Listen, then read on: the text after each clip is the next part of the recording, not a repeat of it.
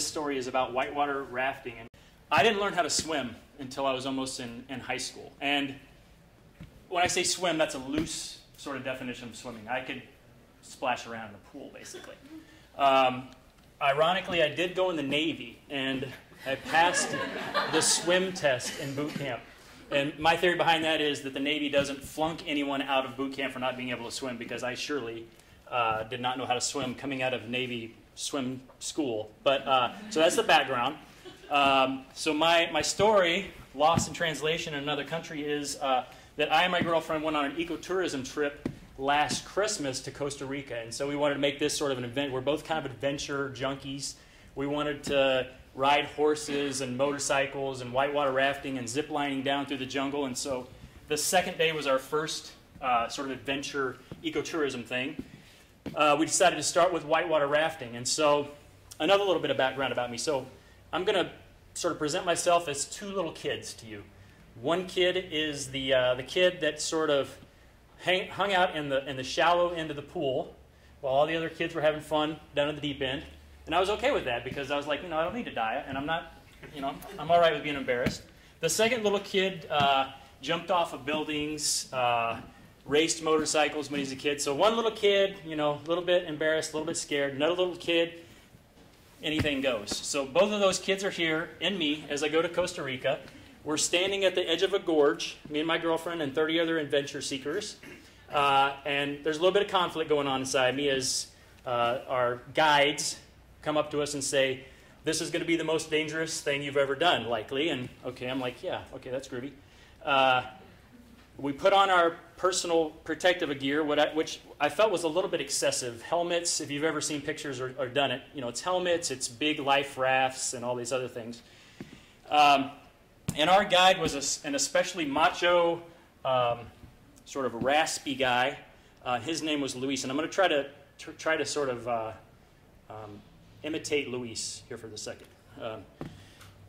This will be the most exciting day of your life, and if you are lucky, you will not die today. That was not even a Spanish accent. I'm sorry. That was like Arnold Schwarzenegger. I'm sorry, but that was the best I could do. And so, yeah, we're all excited, and we break off into our groups, and we have a young athletic crew, and we start to walk down the gorge. The daredevil in me is like, wow, this is pretty cool. I've never been white route, and that's really deep and cool. And the other little kid in me is like, okay, are all the straps? Make sure the straps are the helmet. We get down to our raft, and the daredevil in me is like, let's sit in the front. And the little kid at the edge of the pool is like, let's sit in the back, because Luis says that's the safe spot. So for the next 15 minutes, Luis is a very good guide, by the way. We spend 10 or 15 minutes receiving very basic instructions, but very important instructions, I'll find out later. And so Luis's instructions to us were basically consisted of 5 simple commands. So here's our raft. We're sitting in the raft. This is Luis here. Let me put the water down here because it doesn't belong to the boat.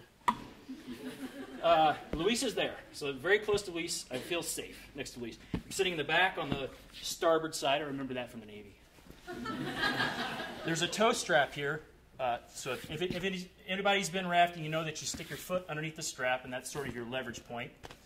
So I make sure that my foot is there. Listening to Luis, and Luis's 5 commands are pretty simple. They are right paddle, and that means right paddle. Okay? If you're over here, left paddle. That just means paddle as fast as you can. There's lean in, and then there's get down.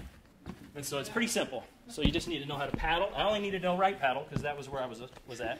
Lean in for bumping around, and then get down, which was really important. Get down in the middle.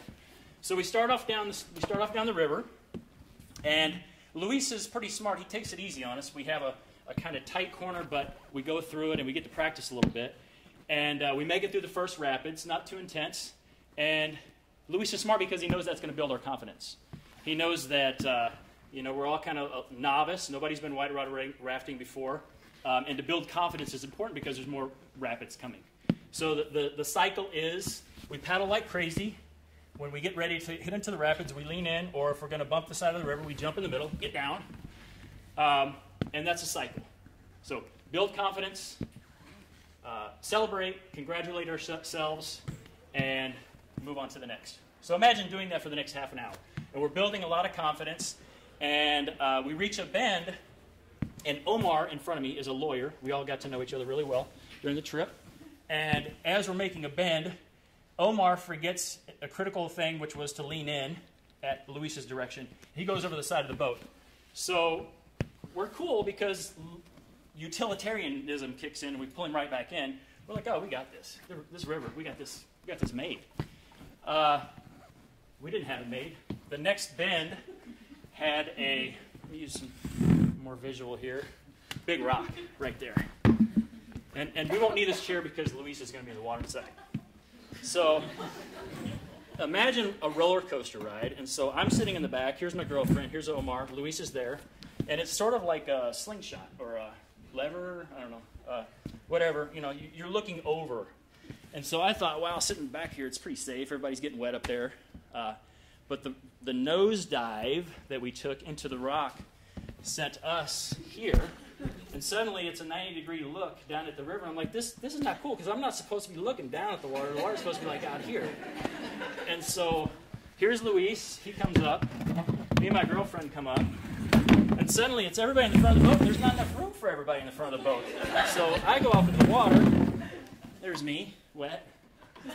And Luis is over here, like taking a smoke break. And my sister girlfriend is over here.